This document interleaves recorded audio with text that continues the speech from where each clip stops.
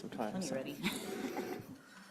Okay, it's 8 o'clock and it's time to get started. All of our folks are here and I apologize ahead of time. I've got a little bit of a cold, so if you don't hear me, I'll try to do my best to, get the voice out there a little bit. But that's what happens when you go home and somebody somewhere has to pass their germs on. So I'll try not to get anybody else sick here and I feel fine, so. First of all, we have Senate File 90 today, and we have one of our brand-new senators that's going to present this bill, Senator Crum from the great county of Albany. You're up first, and, oh yeah, let's take roll first. Hang tough. See, you can tell already I'm on cold medicine. I've sort of lost my protocol. Ashley, will you take roll first? Absolutely, Madam Chairman. For Senate Education, January 20th, 2025, Senator Brennan. Here. Senator Olson. Here. Senator Rothfuss. Here. Senator Scott. Here. Chairwoman Schuler. Here. You have a quorum. Thank you so much. All right, now, we're excited to hear from you, Senator Crum, so tell us what you want us to know about Senate File 90, youth organizations and schools. Thank you, Madam Chairman and committee. Senate File 90 has to do with youth organizations being allowed to get into schools to talk what they're doing. What we're finding around the state of Wyoming is some schools through different districts are not allowing youth organizations into the school. And when I define youth organizations, I'm talking about things like 4-H, Girl Scouts, excuse me, my paper stuck together. Girl Scouts, Boys and Girls Club, Civil Air Patrol, FFA, the Marine Corps League, and the Navy Sea Cadets. It doesn't address ROTC in this bill. ROTC is addressed in a different section of and they're already allowed in school. So it addresses the organizations we talked about, allowing them just to go into the school, be able to present, give our youth and throughout the state an opportunity to do things after school in a productive way rather than just going home and playing Xbox or something like that. Not meant to be onerous on the schools at all, but it is meant to make sure that every child in the state knows about an opportunity to do something after school that's in a productive sort of fashion. Very straightforward bill. Questions for Senator Crum?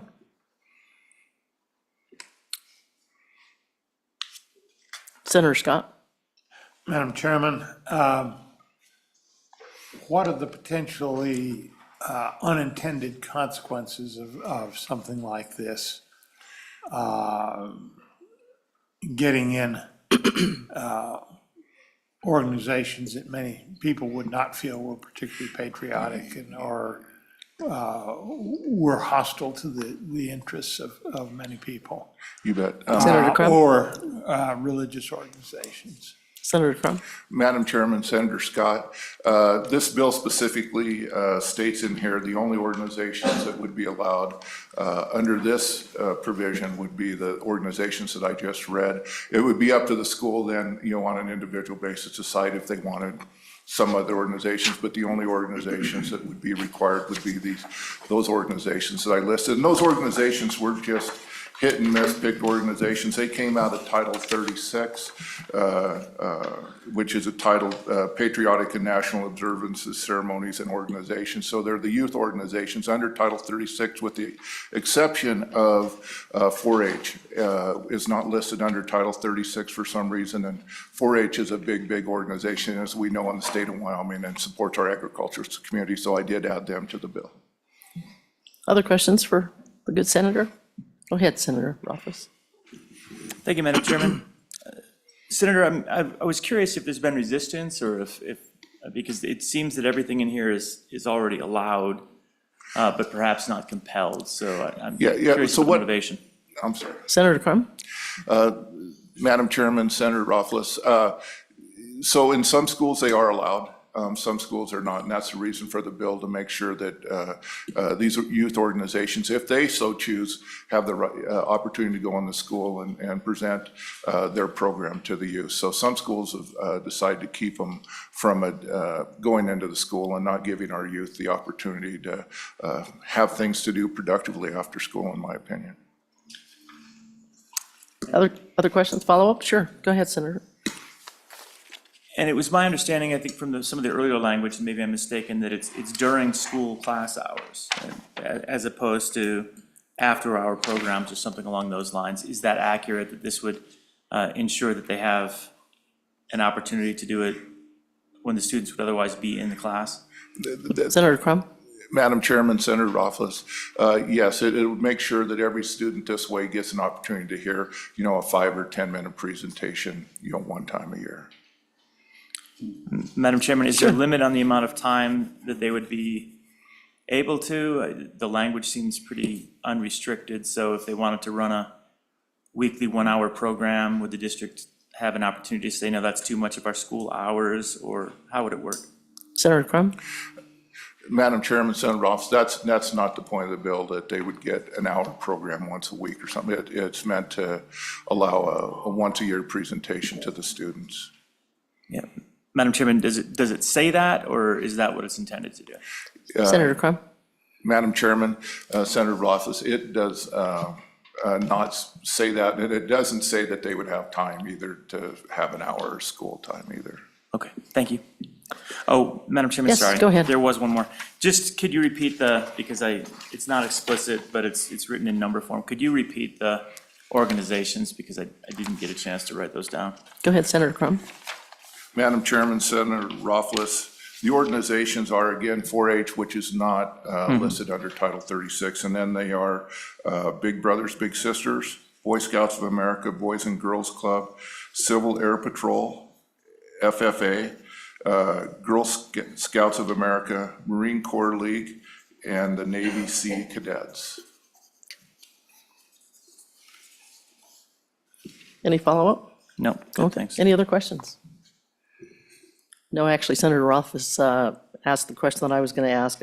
I think you have, by adding during school hours and instructional time, I think most schools would probably be okay with that.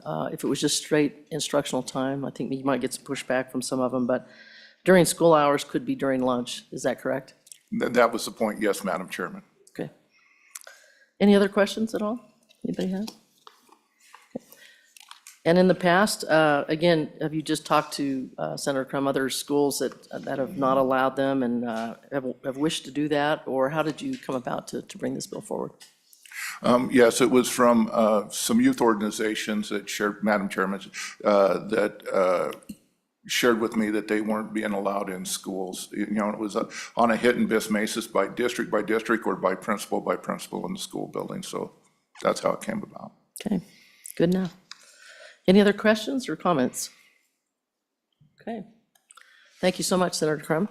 Let's go ahead and open it up for some public participation, some testimony from the public. Anyone?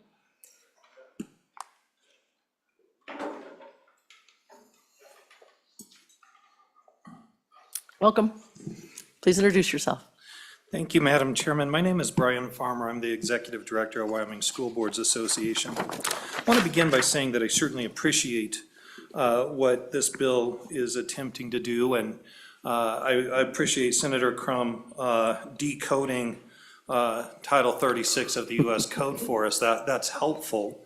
Hard to find argument with any of those groups that are listed, but Madam Chairman, the concern that I have is generally when regulating speech, access, things like that, governmental entities have to be content neutral. And so, Madam Chairman, at the bottom of page 3 and top of page 4, it talks about, I'm sorry, at the bottom of page 3, nothing in this paragraph is intended to essentially require a school to provide equal access to an organization that is not designated as a patriotic organization. So the explicit language says, hey, you don't have to provide equal time. My concern is I don't know if state legislation can override kind of a body of legislation or a body of law that more or less says when regulating access to governmental facilities, you have to be content neutral. And so my only concern with this is, does this inadvertently say that you have to open the door to any organization, whether it is one of these defined patriotic organizations or not. Again, I understand the bill explicitly says you can't do that. I just worry about how that bill butts up against sort of federal law and what the implications might be. Madam Chairman, the one other thing that I would point out, I think just for the committee's awareness is last year, the legislature passed legislation about parental rights and talked about notification of parents of things, assemblies or activities that kids are going to engage in, giving parents the opportunity to opt out. And I would say that it should be understood that all of the requirements that are in that parental right law would apply to these organizations as well, without necessarily having to repeat any of that here. So any parent who didn't want their child to participate would have the opportunity to opt out from going to those things. So you do have the benefit of that prior legislation working with this. I feel a little uncomfortable when that organization comes to the district that is not a patriotic organization, asks for equal time, if we're gonna have strong enough standing to say, no, you can't participate. That's it, Madam Chair. Questions? Senator, go ahead. Let me see if I understand the nature of your comments. Is it your feeling that we passed this, that an organization that was a youth organization that wouldn't necessarily be for or against these patriotic organizations, but just be different, would be able to come in and say, if you're giving them time, you ought to give us time?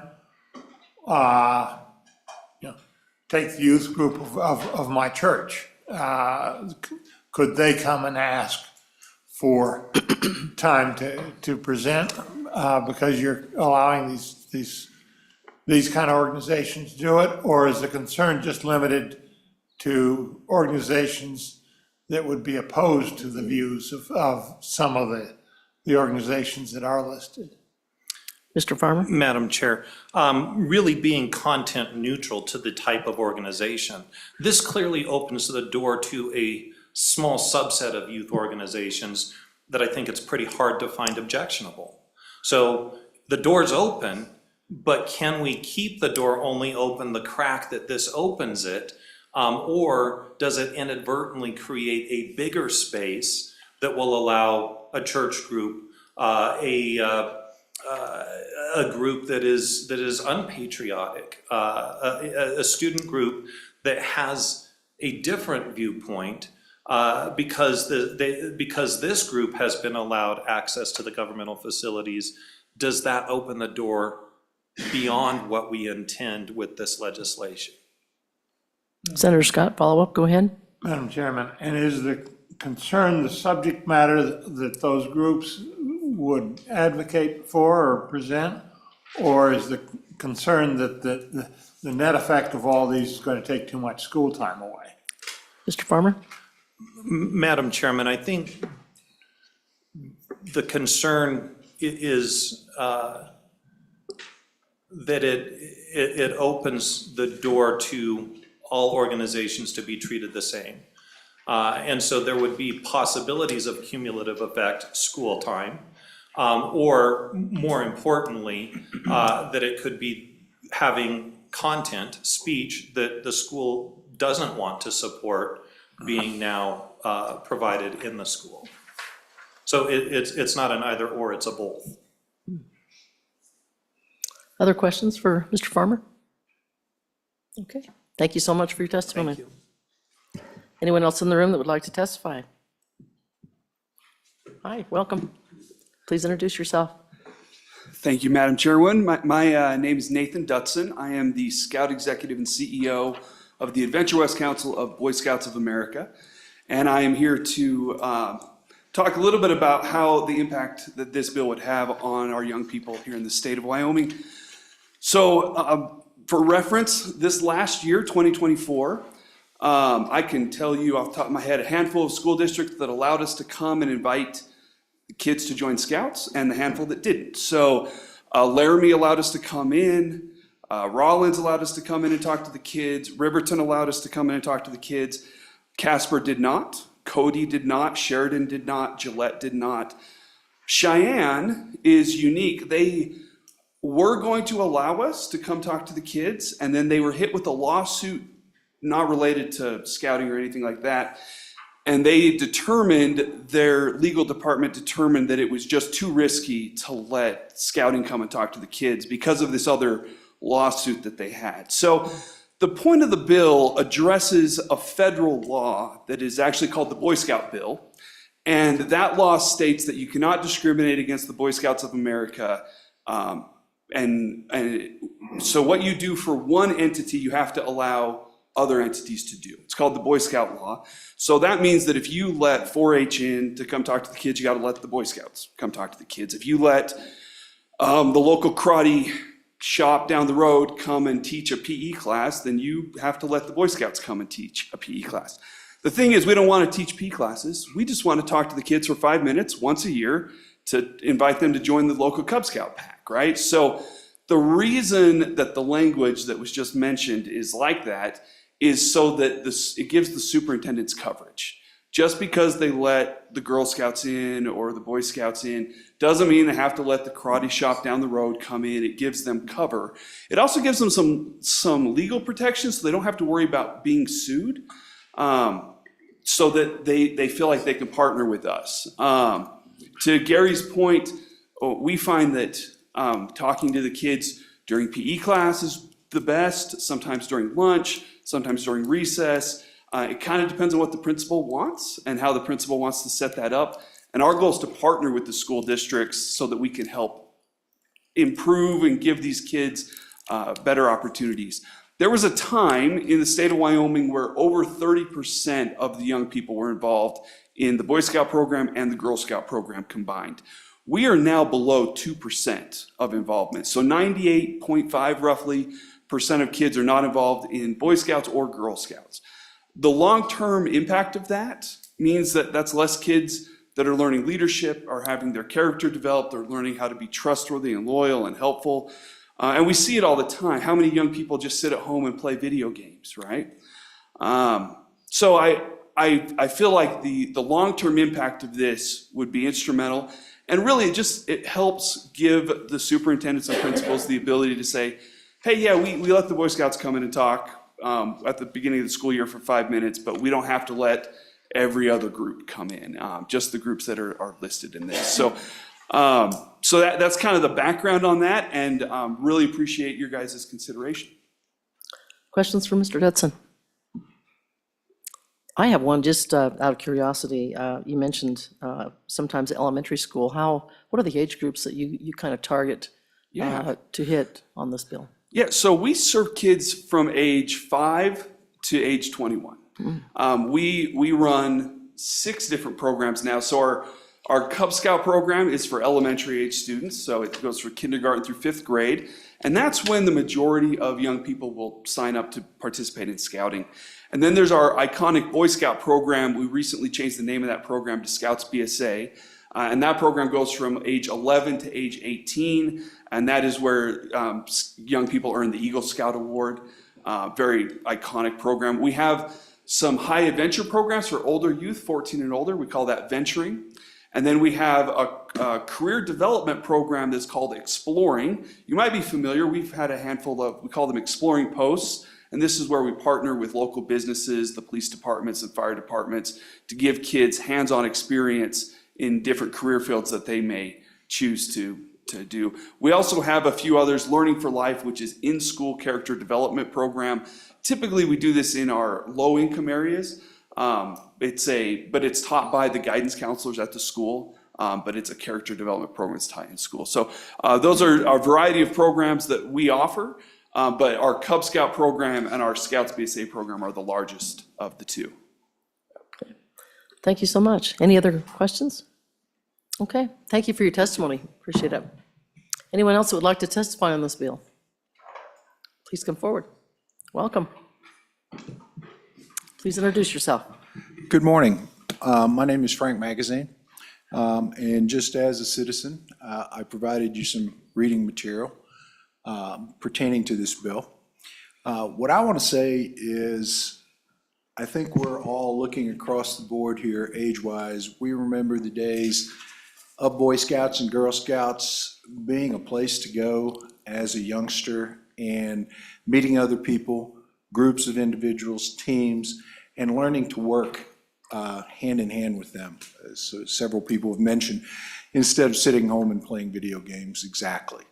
I'll say personally, thankfully, I was a Cub Scout, and at that time, I learned I should never be a thespian nor a singer.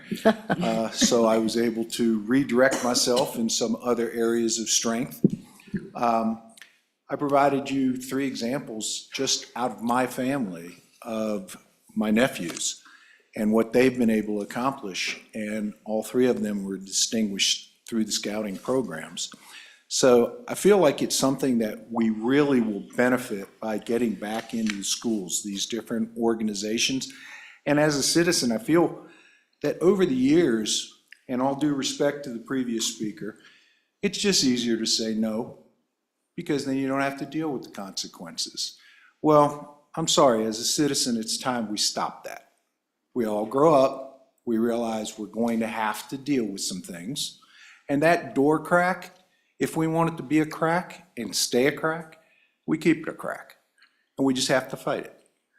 So I think that we have generationally lost these organizations within the school systems. We need to get them back, because I think they, by example, you can look around. People who were Eagle Scouts, people who were Top Scouts, their communities and their careers have all benefited by that. And I just think it's time we stop saying no as the easy out and say, give our principals something that they can hold in their hands and say, no, this is okay by me, but more important, it's state law. So that's all I have to say. Thank you very much for listening. Questions for Mr. Magazine? Good. And thank you for your handout as well. Appreciate it. Most welcome. Thanks for your testimony. Anyone else who would like to testify on this bill? Yeah, come on up. Please introduce yourself. Hi, I'm Amy Peterson, and I'm just a school district parent and have had experience with scouting and no experience with this. Do I just start in? Oh, go ahead. I'm sorry, I didn't hear you. I just want to know if I could go ahead and Oh, start. yes, go ahead, So, please. So as a parent of the school district, I see both sides of this. I don't want time out of the classroom for big, lengthy presentations, things like that. I get that. I want my kids to learn. My kids would not agree with that, but that's what I would say. So I understand that. I understand the opening the door. I know there's a lot of organizations that I wouldn't want in the school to be presenting to my children without the option of them opting out as well. So I've been in scouting or involved in scouting about 13 years. My husband's an Eagle, my brother-in-law's an Eagle, my 2 sons are Eagles. My one is 19 and my other one is 17. So I've seen the benefits.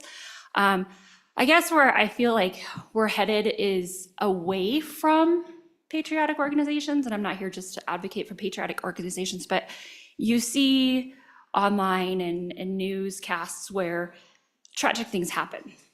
Okay, well, everybody's worried about pulling out their cell phone and filming it, not helping. I feel, and I hope, that the boys that I have had in scouting would step up and help. That filming it and getting all the views would be the last thing. It would be more helping your fellow person. So I feel like we need to go back to people orientation, and I think that these organizations do that, helping our fellow man versus getting out there with our video games. Yes, my kids play video games. I'm not gonna lie, they're Eagles and they play video games. But it's one of those things.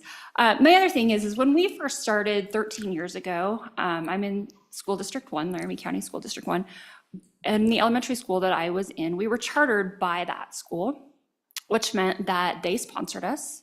The PTO sponsored us. We had our meetings there at night. We were part of the school and it was great. So like when they had a Veterans Day program or they had any kind of a program, it was the Cub Scouts who came in and did the flag ceremony. And then they exited. I mean, they were part of it, but so you saw the organization. And so they became integrated. When there was a Halloween organization, like they did trick-or-treating, PTO did trick-or-treating throughout the school, they called on us to help them. Like, we got to jump in and be a part of it. I think that it's huge for the boys to get together, and girls now too, get together, and they meet kids that they wouldn't have otherwise hung out with. And then when, in Cheyenne, you start in one elementary school, but you go to junior high with completely different kids, and then you go to high school with completely different kids, but you're coming up against the kids you knew throughout scouting in the town. And I'm kind of rambling, I get that, I'm sorry. But my last thing is, and it was just kind of a neat little thing, is that at East High, the swim team has 19 boys. And I'm a boy mom, so I advocate for boys, but has 19 boys. 7 of them we found out were in scouts, 5 of them were Eagles. And I was like, what are the odds of that? And they kind of all knew each other from camps and things like that. It's just, I feel like it gives you a sense of community when it's really hard for kids to meet other kids these days, because they're so individualized and in their own little world. So I feel like it's an organization that it expands. So, okay, I'm done rambling. Thank you so much. Any questions for Ms. Peterson? Thank you so much for your testimony. I think you made some good points. Anyone else who would like to testify on this bill? Anyone online? Not for this one, Madam Chairman. Okay, all right. Yes, Is the State Department of Education going to enlighten us anything on this? you don't have anything? Okay, Okay. thank you. Thanks for bringing that up. I knew they were in the room, but they're hiding out behind the, can't hardly see you, so. All right, then, with that, we'll go ahead, if there's no more testimony, and close public testimony. Committee, what's your pleasure on this bill? Move the bill by Senator Brennan. And we don't need a second unless someone wants to, but discussion? Yes, sir. Senator? Madam Chairman, I can see theoretically some potential for this to get out of hand and you get too many of these organizations and start eating up into the time that is available for instruction of the kids. Frankly, I don't think there's enough of the organizations out there that will actively come and participate. I think that we will be, and I think it will be a benefit to the students to have the opportunity to be recruited into some of these organizations, because I think it is healthy for the kids to get involved in this sort of thing. I think most of us had that experience growing up, and I think it's something that is a little lacking. So, Madam Chairman, I'm going to urge that we adopt this bill, send it on forward, and if something goes wrong in the future, we start getting in, say, too many demands, and that's, I think, the place where you might get in trouble. Then we can revisit it. It's a statute, and we can adjust it or replace it, but I think for now, it helps solve a problem that some of the schools seem to be unwilling to deal with. I had a question just for the committee's, I don't know, thoughts. And maybe there's not an answer to this, but how does one add, if we needed, if someone wanted to add their organization to Title 36, how is that done? Does anybody know? Madam Chairman? Yeah, Senator Rothfuss. I thought she might have an answer. Yeah, Madam Chair, well, he did too. He just did it quietly, act of Congress. It would Oh, have to okay. be- Oh, that's- It would have to go through Congress. Okay. Madam Chairman? Yes, sir. I Go ahead, do have some Senator Rothfuss. thoughts. Yeah. So, Madam Chairman, I certainly support the intent of the legislation to ensure that these organizations have access and can speak with the students. I'm concerned with us having this be a requirement from the state level to school districts. Again, thinking that this should be up to school districts and they should make these decisions, and they have their duly elected boards that can be approached. The one concern I have, though, does come down to the testimony about districts feeling like they'll get sued. And I know that they feel that a lot, where they feel like if they don't have permission to do something, that they then feel like they can't do it, and their legal counsel, no offense, comes back and says, ooh, I don't know, we don't want to get sued. So there's some upside to the bill. from that standpoint, where if it's in statute, that could preclude being sued.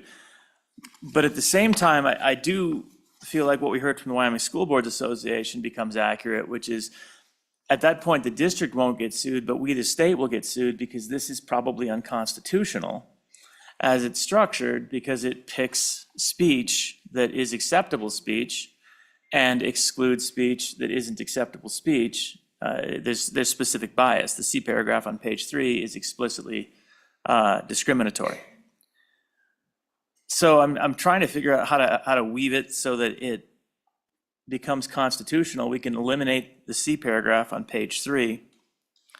That then opens the door to other organizations deciding they want to come in, which they might have a right to. A court might find they have a right to it, but it wouldn't be expressly declining or denying equal access.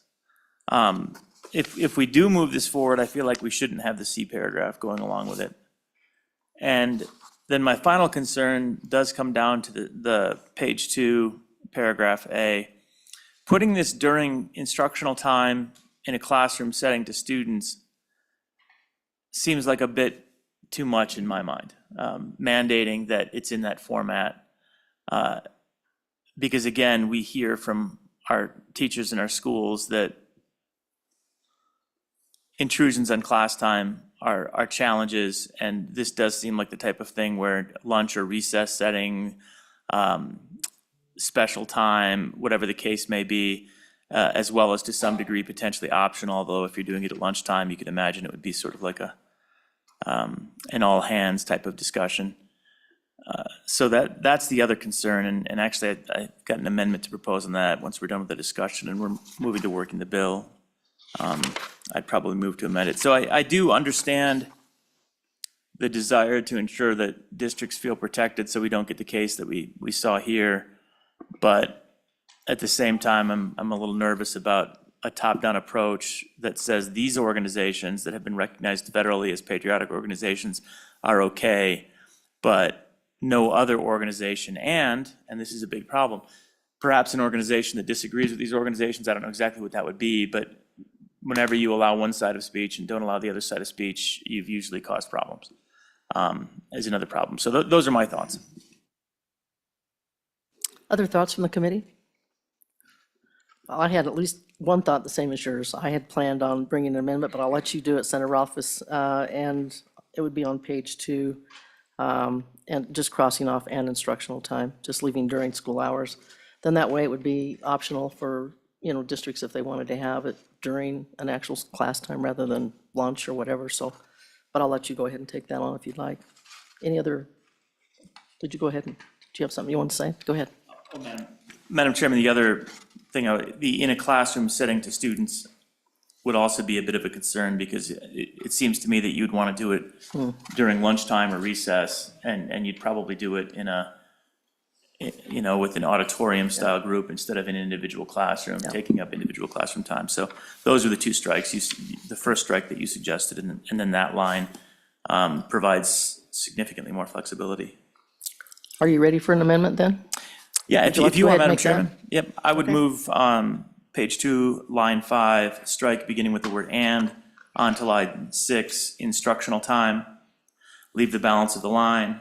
On line 7, leave information materials, and then strike in a classroom setting to students, and then leave the balance. Did you get that, Ashley? Just one question, Madam Chairman. Are we deleting to students as well? I'm sorry, I wasn't clear on that. Yes, Leave to students? I think. Is that what you had in mind, Senator Rothfuss? Yeah, Madam Or Chairman, just- it or just doesn't matter classroom too setting? much on the two students Okay. to speak with and distribute instructional materials.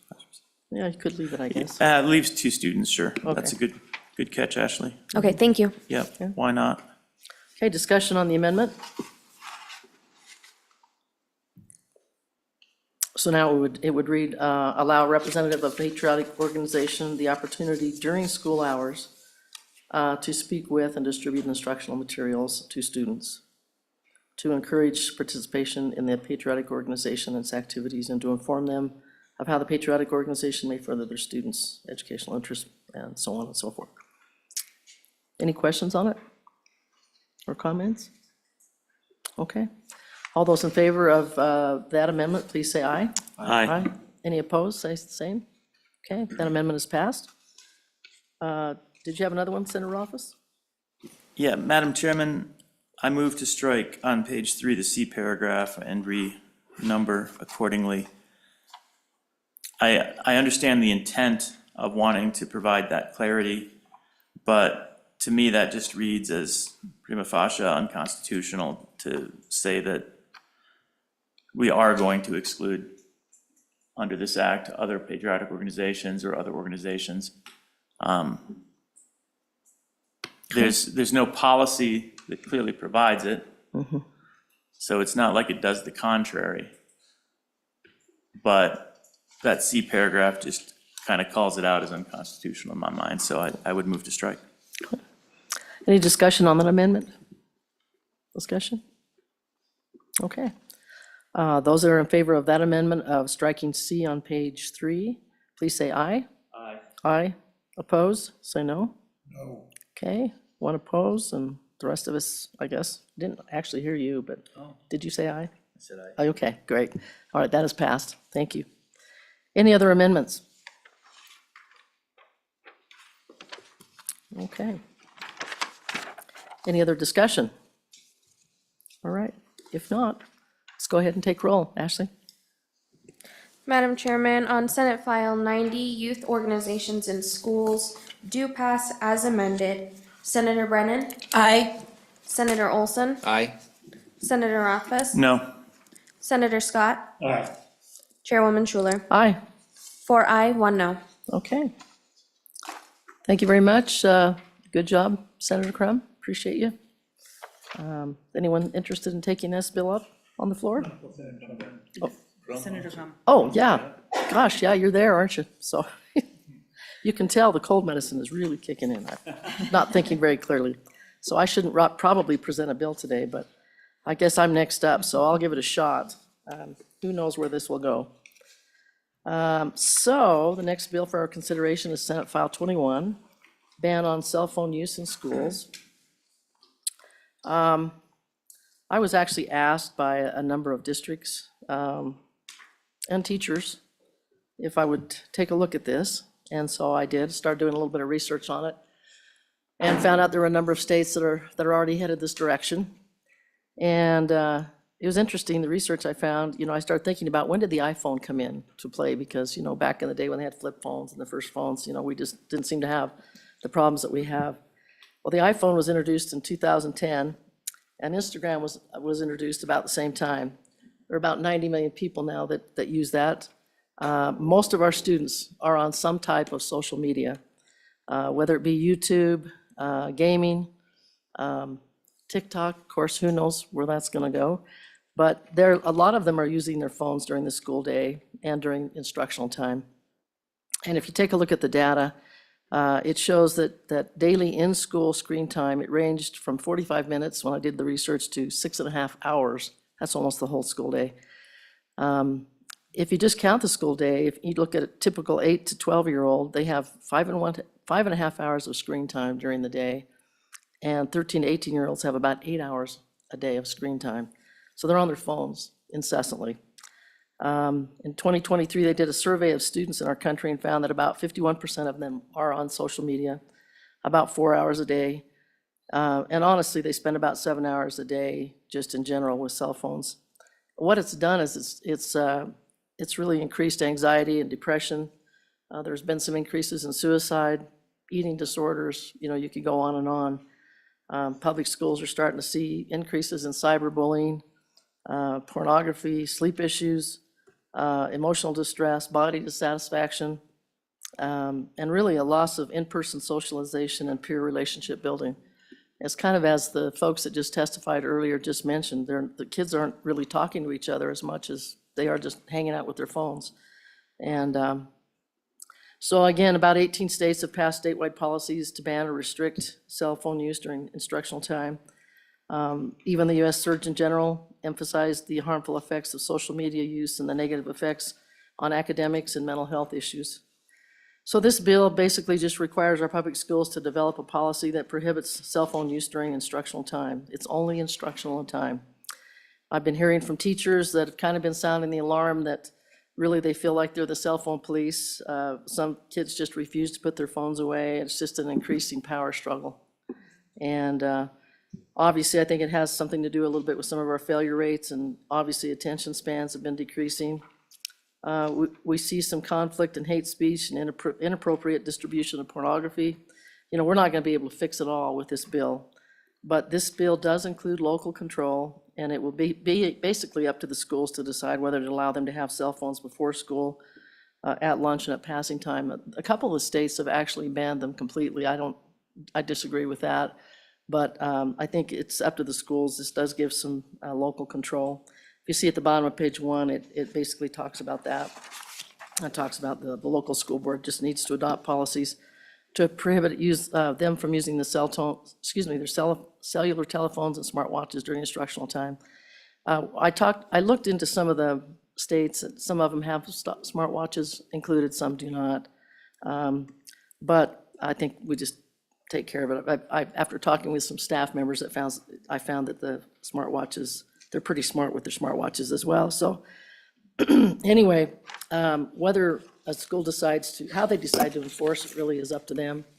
How they want to, take care of an issue. If there's discipline issues, the school gets to decide that. And obviously, there'll be some schools that will probably allow them to keep their cell phones in their lockers. Some schools already have been trying some policies already. I think our superintendent of instruction, our governor, both came out strong against this, and I think since that time, some of the school districts have actually started to try to get ahead of this. I've heard where some of them have pouches that they put them in when the kids come into the class.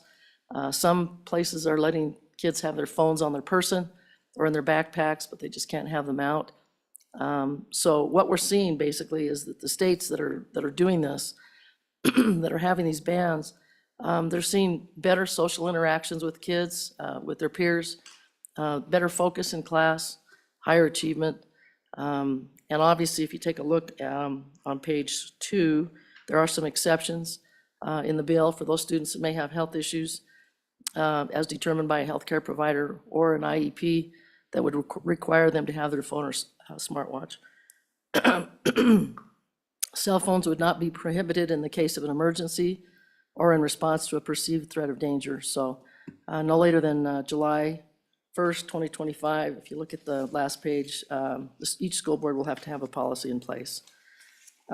So honestly, I really think, when we talk about trying to do good things for our kids in education, I think this might be one of the most important things we can do for our students. As a former teacher, I could see it starting to get out of hand even before I retired.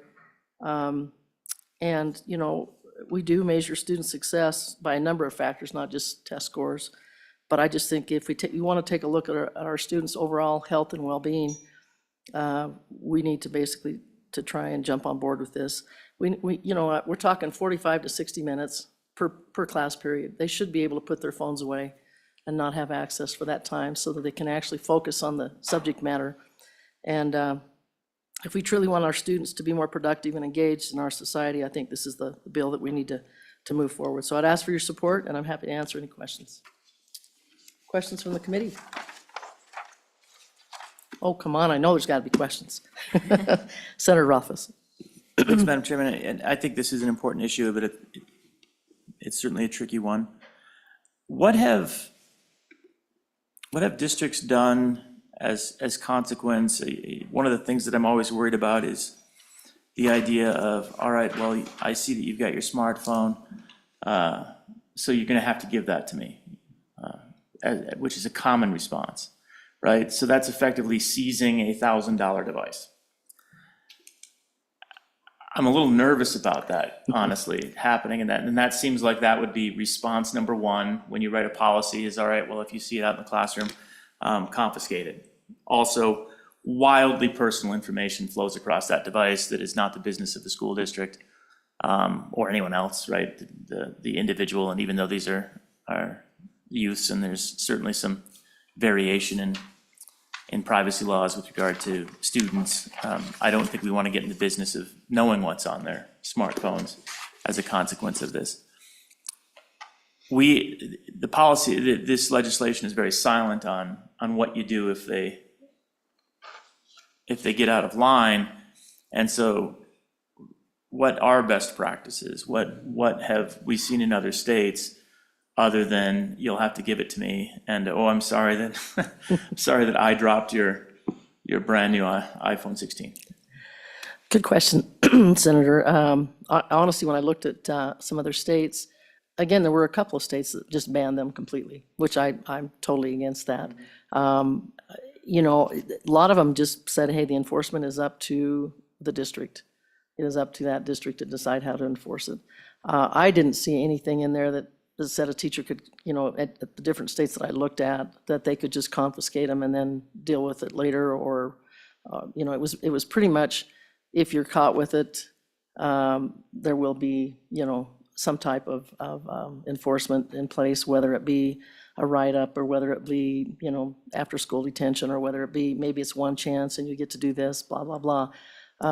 They didn't really, did not see any information in any of the states in terms of what they did if, you know, the student was caught with it. It just said that, you know, leave it up to the districts and to the states to decide, and basically give those districts some control. And I know that's the biggest thing here, is that I talked to 4 different superintendents over in my corner of the state. Every one of them was on board with this, but they also like the fact that let's let the districts decide how to do this. And I trust them that they, you know, again, I know what you're saying, you know, it's a $1,000 phone, it's a $500 smartwatch. It's the last thing you probably want a teacher to do is to confiscate it. So it's not good. So I trust in the districts that they would make good decisions in terms of how they want to enforce it. But I didn't find any information on what the other states are doing in terms of enforcement. Very good question, though. Thank you, Madam Chairman. Other questions? Yes, go ahead, follow up. Yeah, on a separate question, on page 2, the A paragraph. In the case of an emergency, I'm taking that to read some circumstance like a student has a critical call coming from their parent, for example, and that there'd be a lot of flexibility there, where if a student says, hey, I need my cell phone because ... that paragraph A is designed to provide some flexibility. Is that right? That's correct. And then, very good question. In fact, I've only had 2 negative emails, which is unusual on this bill. I had close to, I don't know, 80 maybe that were very much in support of this bill. But one of the parents said that and it wasn't a health, physical health issue, but some emotional issues that their student had been dealing with. And they had already, you know, been approved by their school district for this student to be able to have their phone. They had a lot of issues, and the student was on some type of medication, and sometimes the medication didn't work, and she was very concerned about her son being able to have that access to the phone. And I said, I believe the exceptions that I have in here will cover that. But certainly, you know, visit with your district if this does go forward, and make sure that that exception is in there. So that was asked by one of the parents. And Madam Chairman, the D paragraph clearly covers the other thing that I was concerned about, which would be, you know, modern insulin pumps that are Bluetooth linked to your phone for governance and monitoring. So it seems like you've taken care of any of those concerns. Yeah, and actually, Senator, that was the other negative email that I got, was a parent that had a student who was diabetic. And I don't think they had read that completely through the bill, that there was an exception for that. And I assure this parent that, yeah, their student would be able to have both their smartphone and their watch, because obviously their health is of utmost concern. So, any other questions or comments on the bill? Okay, let's go open it up for public testimony. Come forward and please state your name. We can bring up 2 or 3 of you at a time if you'd like. Yes. Oh, sorry. Would you like to come up and? Yeah, I'm sorry, I didn't see you. Thanks, Senator Rothfuss.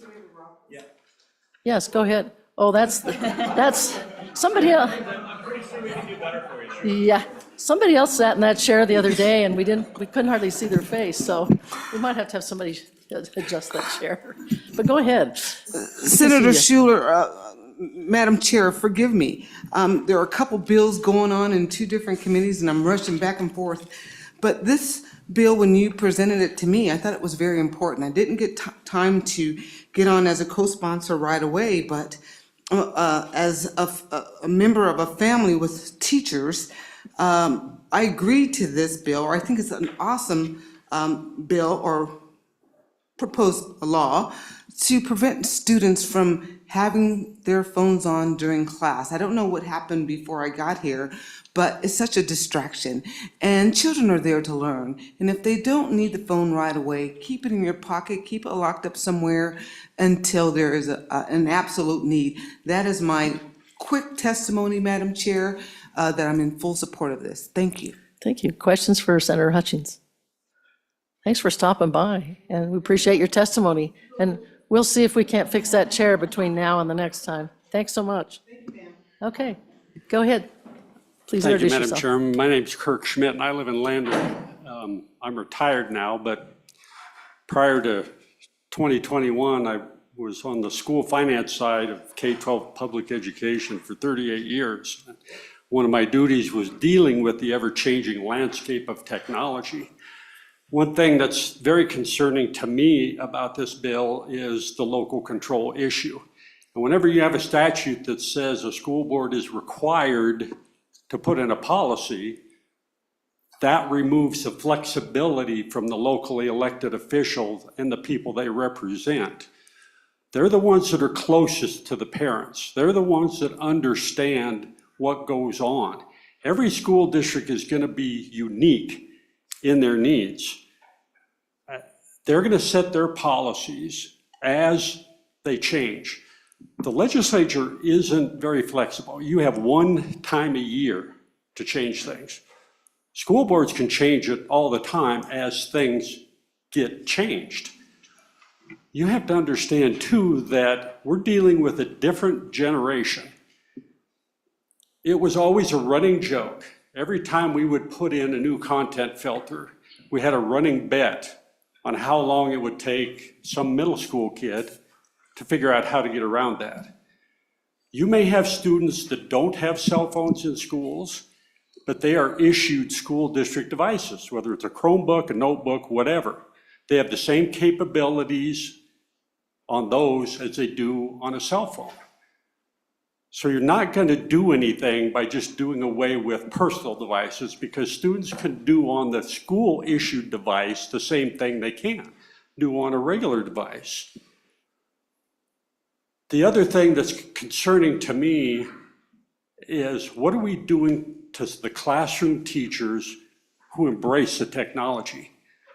I think we would all be surprised if you talk to the teachers who aren't trying to tell kids, put your cell phone away, be the hammer. They use their phones during the day for instructional purposes. You have teachers that use applications on their phones, and if they don't have a phone, they're using a school district device. They're using it during the day for instructional purposes. Okay, this takes all that away. You can't do that. Then the students would lose that connection between them and the teacher. That's what the teacher is doing. You also have different issues depending on grade bands. We hardly ever had to deal with elementary students. We ended up having to develop policies for middle school kids versus high school kids just because the grade bands were different. The interesting comment, Madam Chairman, talk about the emails you've received from parents. Until they're 18, who controls their cell phone? The parents. If the parents don't want them to take it to school, leave it at home. What happened with that? Why is the school district having to enforce policies on minors that are bringing cell phones to school? Parents need to be, everybody, last year you talked about parental involvement in schools. Well, where's your parental involvement with the cell phone issue? If it's that big of an issue, tell the parents, tell your kid to keep it at home. Don't bring it to school. But I'm very concerned about losing the flexibility that the school boards have locally to deal with the issue in their own school district. This proposed piece of legislation takes that out of their hands completely. Thank you, Madam Chairman. Thank you for your testimony. Questions for Mr. Schmidt? Yes, go ahead, Senator Rothfuss. Thank you. And thank you, Mr. Schmidt, for being here. Always good to see you. There does seem to be a lot of flexibility built into the language here for school districts, but basically says we need a policy to exist that restricts it during instructional time. And that's really the core to this. Everything else is kind of exception language. What do you see, and also to be clear, the B paragraph says when an employee of the school district authorizes a student to use a cell phone or smartwatch is always an allowable restriction. So getting to the idea of if a teacher wants them to engage with their smartphone, and I teach at the university and I have them do things on their phones all the time. So I'd say get out your, but I probably don't need to tell them to get out their smartphones. They're already there. I guess I'm struggling though to see what intentional policies or intentional exceptions were left out of here if there are specific things that a district would want to do to enable better education or better use of these devices that isn't already accounted for. Is there anything that comes to mind? Mr. Schmidt? Madam Chairman, Senator, the whole broad picture of the lack of flexibility, you have school districts out there that their board policy basically says that it's up to the individual building to dictate that. Early on, it was kind of funny before school boards got caught up to speed, and administrators and teachers struggled with it too. I mean, not just school boards, struggled with how to do it. I talked to teachers that put in cell phone blockers in their classrooms. They just said, well, I'll just fix it. Or they just blocked everybody. I mean, so the big picture is the loss of flexibility no matter what. When you start putting that into a statute, you lose all that, the flexibility. And you also have the or else factor, like was alluded to earlier. Okay, so then what do? I mean, you're gonna fine a minor, $500 for bringing it in? Or are you gonna fine the teacher for allowing kids to use their cell phones or just ignoring the policy? It creates more problems than it solves when you create a statute that says, here's what we're gonna do. Madam Chairman, quick follow-up. Yes, go ahead. Follow up. The policies that you lay out as options for districts would still be options for districts, though. I was trying to understand what would be excluded by this that a district might see as a favorable policy. Madam Chairman, Mr. Senator, Schmidt? the way I read it, I don't know that that's completely clear. That the policy that a school district could adopt would allow that flexibility. I mean, you're talking about, take a high school. You could potentially have a policy that's teacher by teacher, because you could be teaching a math class and you got your kids engaged in that. They're using applications, they're using lots of stuff. And your co-teacher that's an English teacher don't want anything to do with it. That's how specific those policies. And like I say, when you get to the point where you're taking over and putting it in a statute, that's when it becomes pretty tough to figure out exactly what the intent of the legislation is. Okay, thank you, Madam Chairman. Okay, thank you. Other questions for Mr. Schmidt? Okay, thank you so much for your testimony. Thank you, Madam Chairman. Appreciate it. Okay, go ahead, Mr. Shaner, you're up next. Good morning, Madam Chairman, committee members. Dickie Shaner speaking on behalf of State Superintendent Degenfelder this morning. She just wanted me to express her support for this bill. Questions for Mr. Shaner? I'd have just one. The format that we have, do you guys feel comfortable with it, the way it is, in terms of policy? Madam Chair, yes. Okay, thank you. Appreciate the testimony. Okay, please introduce yourself, ma'am. Members of the committee, I'm sorry, this is impromptu. I also am a teacher. I've been in many, many public school settings. And I think one of the things that has been overlooked is cyberbaiting. I've seen it happen with a lot of my colleagues. And kids who have cell phones bring them into the classroom and they're trying to specifically go after a teacher. And sometimes you've seen where it's been to the good, but for the majority of the times it's not. The other thing I wanted to bring up was the fact that there's iPads. So in lieu of instructional time where teachers are going to say, take out your cell phones, most schools in this district, and I would say in the state of Wyoming, have iPads, where those, or the, some form of laptop that could be utilized during that instructional time if they so want to. I know personally, my son will, he works for the school district. He has made sure that, there is his own personal control with the students. But by and large, I have seen that decline in the way that students interact and all the points that you brought up beforehand. So I would be in favor of restrictions in the sense of making sure that students are attentive to what they're supposed to be there for. And as far as parents are concerned, I think that it's very important for parents to have those rights as far as the students having their cell phones and stuff. But there's also the glasses, don't forget the glasses. But I think that there's been too much of they're allowing kids to have access to those.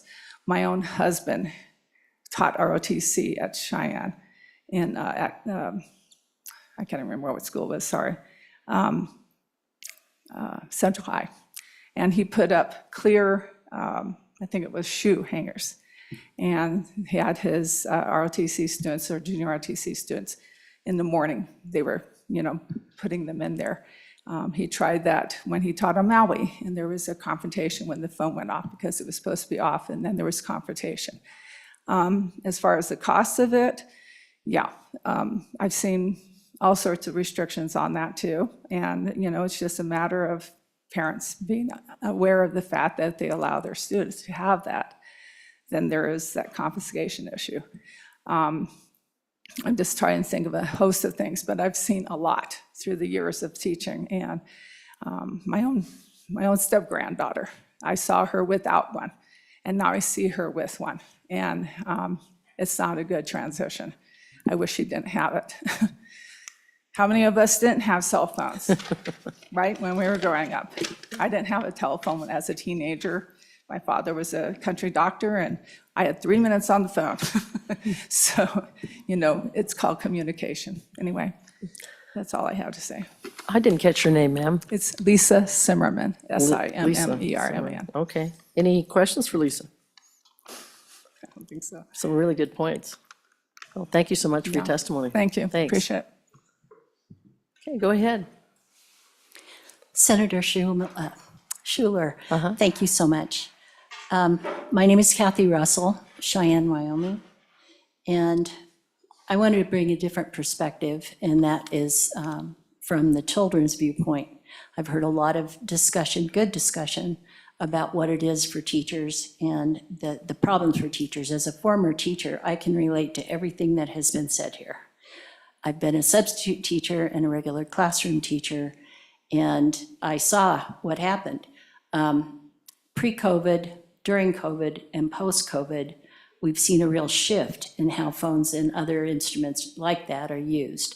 They are a book, they're a library, they're a resource, they're an alarm clock, they are a calendar, they are an alert system for both health and physical safety and family plans, family emergency plans. And that's what I wanted to emphasize.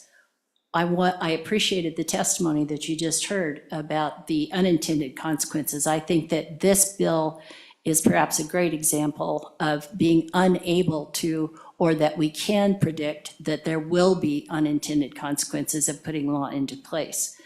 It is also one of those where no amendment can capture every exception. What I have seen as a teacher is classroom discipline work.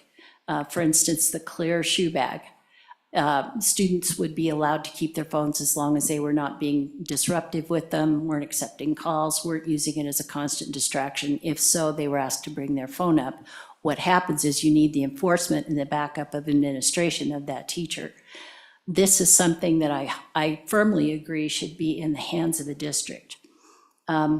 Personally, this also ignores the situation of direct communication that many of our students have now with employers, with health providers, with counselors.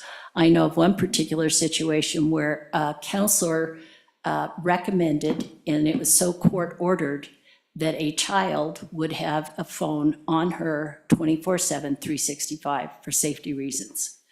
And that phone was removed from her. It created a great deal of anxiety. It took the guardian to go in and show the court order to the school. Her word wasn't enough, and I think it had been communicated, but somehow communications fail.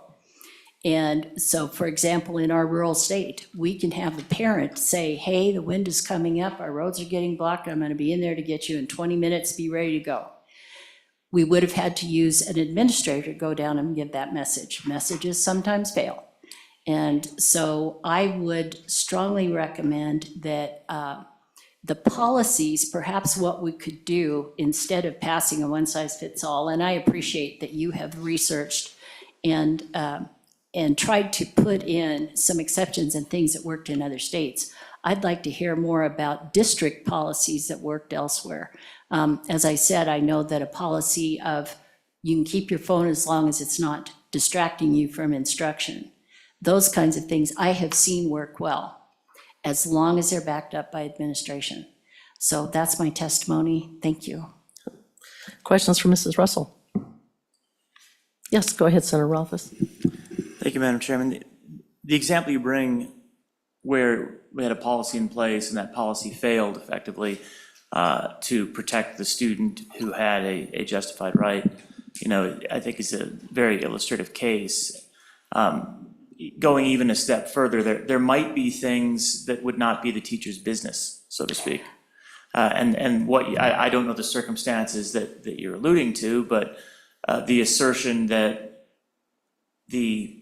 all of the teachers in the school have a right to know everything about that student, it might be a stretch too far. Any thoughts on that and how we can navigate that? Ms. Russell? Thank you, Chairman, and thank you, Senator, for that question. That's a very good point. I can think of situations where the teacher actually asked the student, why do you need that? That's none of their business. It was painful to even get that question. Another situation was this student had a heart monitor on, and the phone was part of the monitoring system. That's none of their business. So again, I don't think you bring up some really good points that you can't predict everything. You can't carve out for every exception. What is more effective is district-wide, because, for example, like the weather situations, like work situations, an employer texts a student who is fully mobile and has a flexible schedule, they get a last-minute text, hey, can you come in and cover this work? Those are the kinds of things that would be exceptions, that you can't cover everything. Thank you. Any other questions for Mrs. Russell? I would just make one comment. It was interesting when I visited with the superintendents, two of them were in large schools and two of them were in small schools. And when I said, do you have any ideas on policies and things that you would do? One school is already trying to do a pilot project. And they already had one parent that pulled two of their kids out of school because they said if our kids can't have 24/7 access to their phones, we don't want them in school. They were gonna just homeschool them, which that's certainly their right. But each one of them kind of had a different idea on how their district might do the enforcement. So I thought that was interesting. But that, again, it would, you're exactly right. Let's leave it to the districts to decide, and that's where the local control comes in. So thank you very much for that testimony. Thank you. Anyone else that would like to testify, please come up. Please introduce yourself. Mutter Shamley, M-U-T-T-E-R, space, S-H-A-M-L-E-Y. I'm here just as a citizen, as a person who used to substitute teach, and I can tell you that the phones in the schools are very difficult for the teachers, administrators. I was the subject of a Snapchat video or something, where the kids will take their videos. Well, it's tough to be a sub anyway, but they'll take videos of you while you're working, and it's really obnoxious. I think your bill allows some wiggle room for kids to have their phones, maybe during lunch, maybe between classes. So if they were to get a text that required immediate attention, it's a class is maybe an hour, maybe 75 minutes, they can address it then.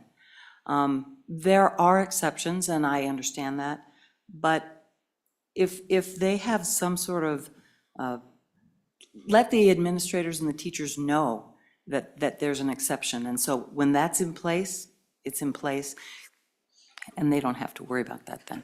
But I just wanted to offer my support for the bill as a citizen of Cheyenne.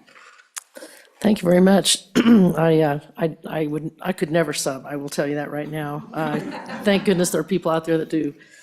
We certainly need you, and you have a pretty good perspective of it. Any questions for Deb? I'm not going to try your last name because I'm sure I'll slaughter it. Any questions at all? Okay, thank you so much for your time, testimony. Madam Chair. Anyone else? Please come forward. Madam Chairman, just to give you a heads up, there is one person online who would like to testify on this okay. bill, so whenever you're ready. That's all right. We'll wait until we've got everybody in the room, and then we'll bring them on. Welcome.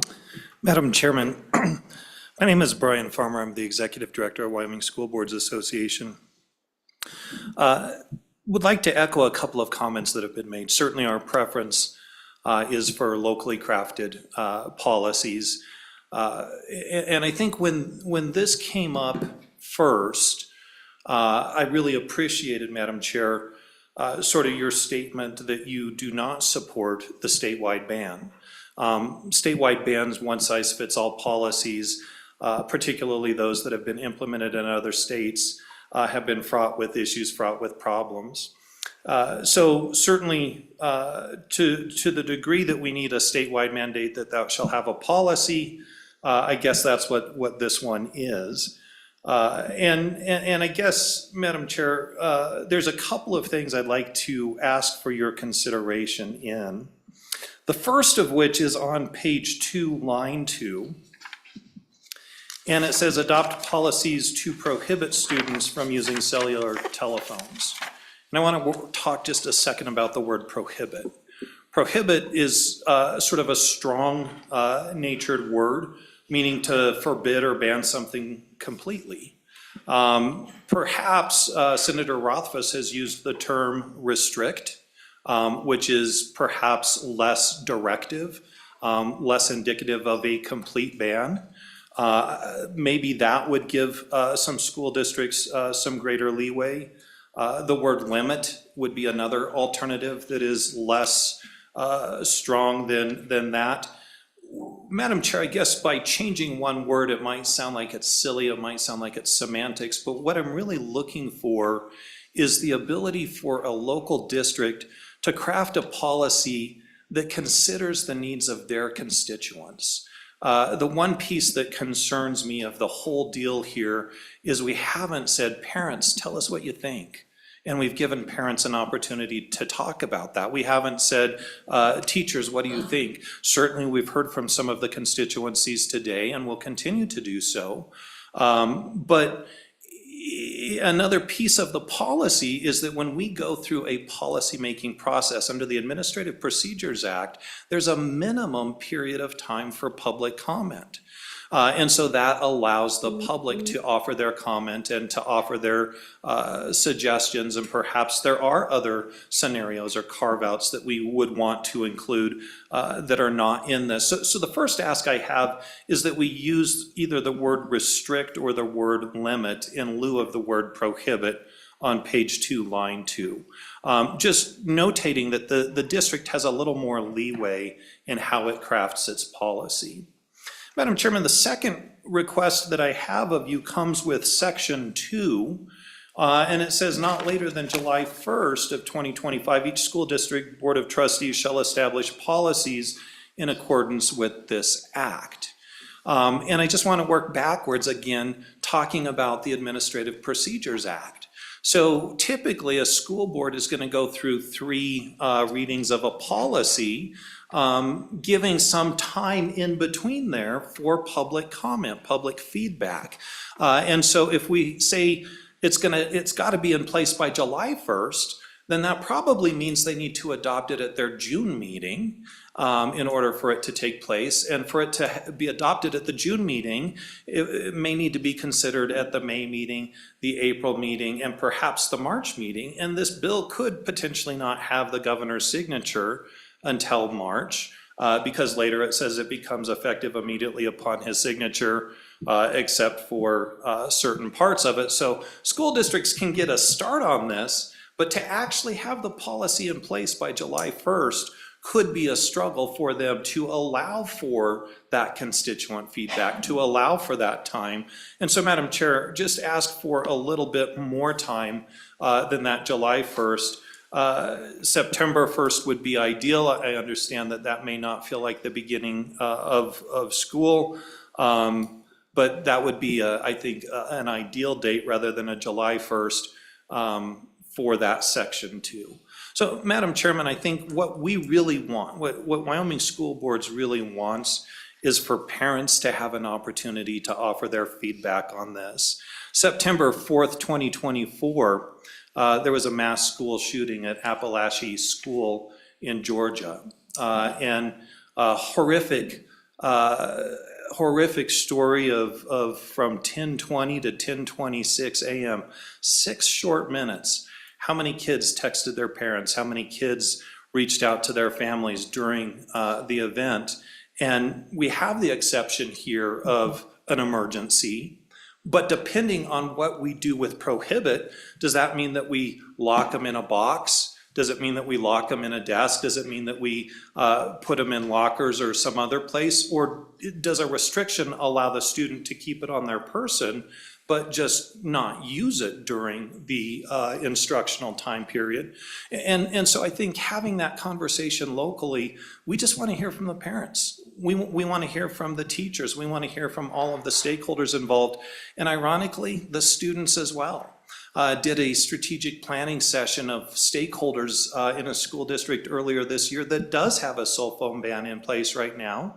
And it was very interesting asking the students one question, ask them, what do you wish was different about your school? And when they brought up their cell phone ban, it was not about whether we have a ban or don't have a ban, it was about how the ban is being applied. And so they learned from the experience, they learned from the opportunities, and they said, we wanted to have more consistency, we wanted to have more clarity about when it's okay, when it's not okay. Some teachers say it has to stay in your locker, some teachers say, I don't want to see it, some teachers say it's okay if you have it so long as it's somewhere else. So I think we will learn and we will do better as this happens, but the opportunity for stakeholders is what we seek the most. And so my 2 asks really are just changing the word prohibit to either restrict or limit, and changing the date from July 1 to September 1. I think you've given some leeway for districts to have their own policies. You've given some leeway for some exceptions. But I do think that there is at least the possibility that there's more. And I'd love to hear from constituents that have the opportunity to speak on it as well. Thank you. Questions for Mr. Farmer? Okay, thank you for your testimony. Anyone else?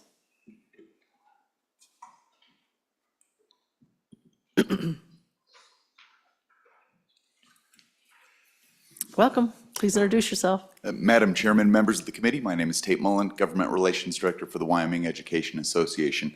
I just wanted to share some of the feedback from our membership on this bill. Broadly, there's support from our membership for this bill. There are and have been some concerns raised as to the enforcement mechanism. What does that look like? Some of our educators that I have spoke with feels that even with locally crafted policies, nothing is going to stop them from still having to be cell phone police. There are techniques that have been used in to answer Senator Rothfuss's question about, yeah, we definitely don't want the confiscation piece, right? We have data privacy issues. We don't want somebody dropping a $1,000 phone.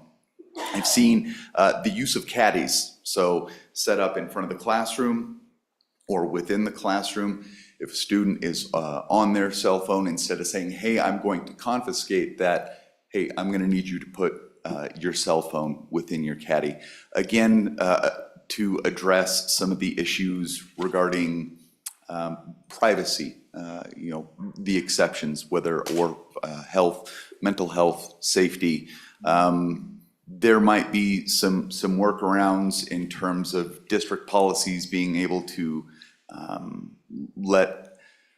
file a request with the administration or with the office to say, hey, look, here's why my student needs this. So instead of having to have that conversation with the educator, it's some sort of listserv basically that is then provided to every educator to say, hey, look, for this reason, this is the exception. The student can have this cell phone.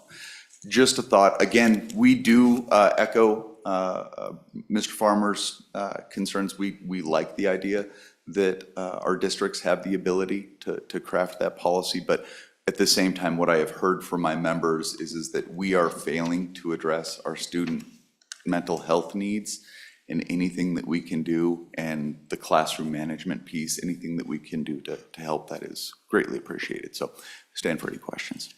Any questions for Mr. Mullen? No? All right. Thank you so much for your testimony. Is there anyone else in the room? Yeah, please come forward.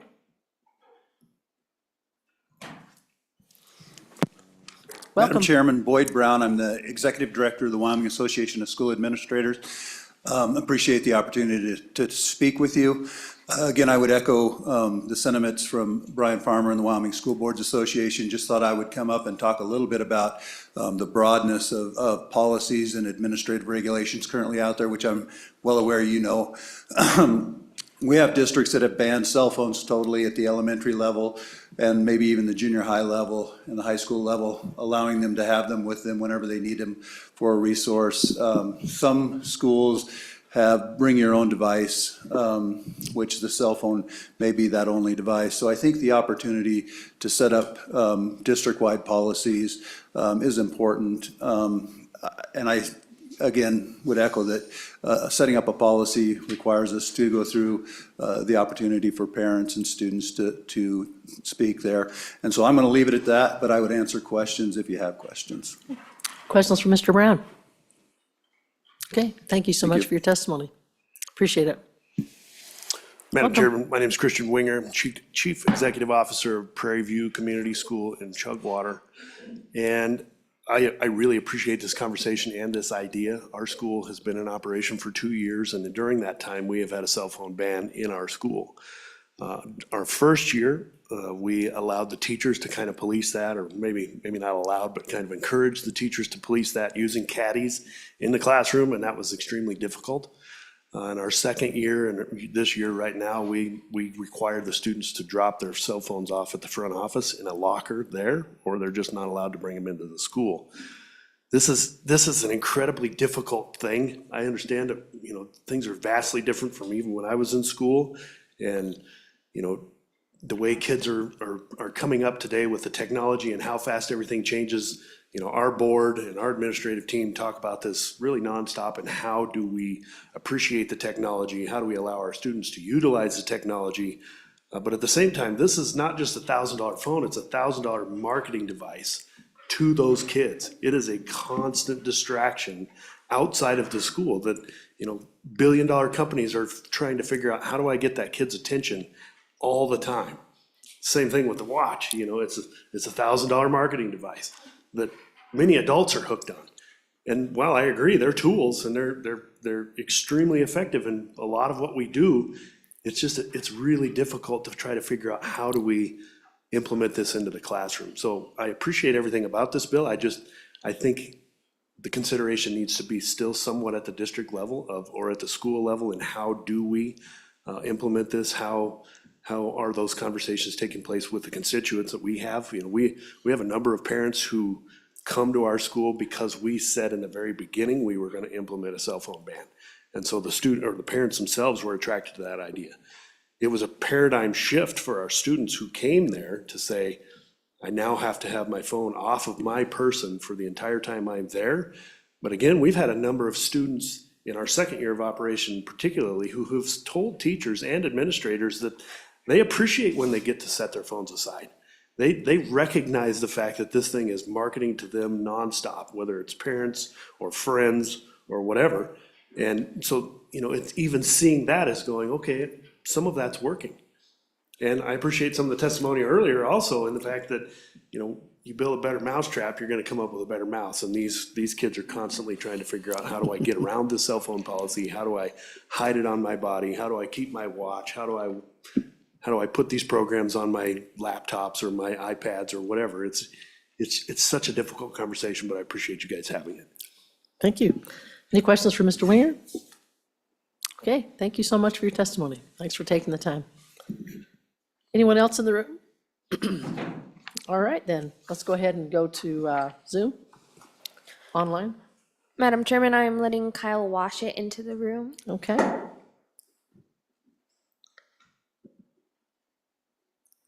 Welcome, please introduce yourself. I think you might be muted.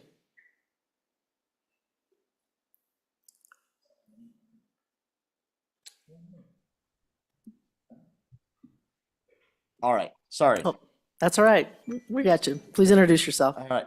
I'm Kyle Washit. I'm the president of Wyoming Catholic College. It's our first day of class today, so I couldn't make it down from Lander. But I'm we're the only accredited private four-year college in the state. And since the beginning of the college, we have had a cell phone ban for our students. And I just wanted to speak briefly to our experience, but we've also been collecting a fair amount of data and various points to just endorse the leadership from the state of Wyoming on this bill. In no way am I advocating for the state to extend the cell phone ban to its own college students, community college, University of Wyoming. That's a unique experience that we have. I'll say that it's been very positive for our students, both in terms of classroom focus and the social dynamic that we're seeing. But I wanted to just quickly note some stats that maybe you're already aware of, both in terms of from national surveys for secondary education and in general and K-12, the National Association of Secondary School Principals, in a survey in July, 42% firmly believe that smartphones and social media are major contributors to deteriorating student mental health. While only 1% believe that the concerns were overblown, 85% agreed that the positive impacts from smartphones and social media were rare. In August, a survey of the National Education Association number of teachers found that over 3/4 of them were asking for a bell-to-bell ban on cell phone use in the school, from the beginning of the school to the end of the school day, and asked that it be something beyond just teacher enforcement. I very much like the approach that the state of Wyoming is taking, with the state leading and offering a real direction, but then allowing districts to tailor the policies further. I certainly would advocate for a bell-to-bell policy, but appreciate the state's desire to leave that to the districts in their own. In terms of the benefits that we see, in terms of the reduction of cyberbullying, focus in the classroom, and improved socialization and reduced loneliness, those benefits we see especially come when the ban is bell to bell. There are a number of various enforcement options out there. Obviously, the more pervasive the ban, the easier the enforcement is in various ways. But there's certainly been a lot of work on this. As you know, 8 states have already, in some way or another, implemented a ban with various approaches to how one might do the enforcement. Strict enforcement seems to be a key in terms of the effectiveness of it, but there are ways to both manage health concerns, privacy concerns, et cetera. Just wanted to note that from our own experience at the college level, it echoes, and we've been doing this for over 20 years, or just short of 20 years. It echoes sort of the reports that we're getting from districts or schools that have banned it. There are fewer distractions. Teachers report improved focus, attention, and comprehension. There's less cyberbullying. There's fewer fights and social media related drama. There's increased engagement, improved attendance, boosted efficiency, more reading, improved teacher morale and retention, less mid-class absenteeism, more vibrant lunchrooms, less cheating in the classroom, and less reported stress among students. Those are things that we have tracked in our own students, but are also reported with the cell phone ban. So I just want to endorse and encourage and thank the committee for considering this bill. Thank you for your testimony. Any questions for Mr. Washut? Thank you very much, and thanks for that data. That was interesting. Thank you, appreciate it. Great. Thanks so much. Anybody else online? No, Madam Chairman. Okay. With that, let's go ahead and close down public testimony. Your pleasures? Madam Chairman, move the bill. Okay, it's been moved by Senator Scott. Madam Chairman. Yes. Madam Chairman, on and for the bill, it seems to me that we're now starting to hit the major reform bills of the session. I think this is a good start. It, I think, will make significant progress in improving the quality of instruction in our public schools, because I think what it really is aimed at the degree of chaos that we're seeing in some of the, particularly high school and middle school to some extent, settings. I think the exceptions are adequate, and frankly, I think that having a state law will give the school districts some extra ability to deal with. There will be occasional opponents of this, parents who simply cannot feel they cannot be without, even though that worked for years and years and years before these things were invented. So I think we'll strengthen the hand of the school boards here, and I would urge us to adopt the bill, and frankly, I don't see any need for amendments to it. Okay. Other discussion? Yes. Senator Olson? Actually, I have some amendments. Okay. If we're ready. Thank you, Senator Scott, for that perfect segue into what I want to do here. So my first amendment would be on page 2, line 2, strike prohibit and replace it with restrict. Madam Chairman, had talked to you briefly about this bill before the start of the session, and my concern was local control. I understand that the districts under the existing bill have the authority to implement the policy, but I think I agree with Mr. Farmer's concerns of his constituents, which is that we need to provide as much local control and flexibility as possible in implementing the policy. I think we heard from stakeholders where a complete ban works, lock the phones up in a locker when they come into school, and that's fine. If that works for that district, then I think that works. But if there are other districts that are responding to their parents, teachers, students, and they feel that they should craft it slightly different, maybe it's not a bell-to-bell ban, then I think they should have that flexibility. Discussion on that amendment? Yes, go ahead, Senator Scott. Madam Chairman, on and against that amendment, when you look at the language as written, it's to prohibit students from using cellular telephones during instruction time. I think that doesn't restrict the way that the prohibition is implemented, but it does make it clear it needs to be a prohibition. And you do have some exceptions later on that I think are perfectly adequate.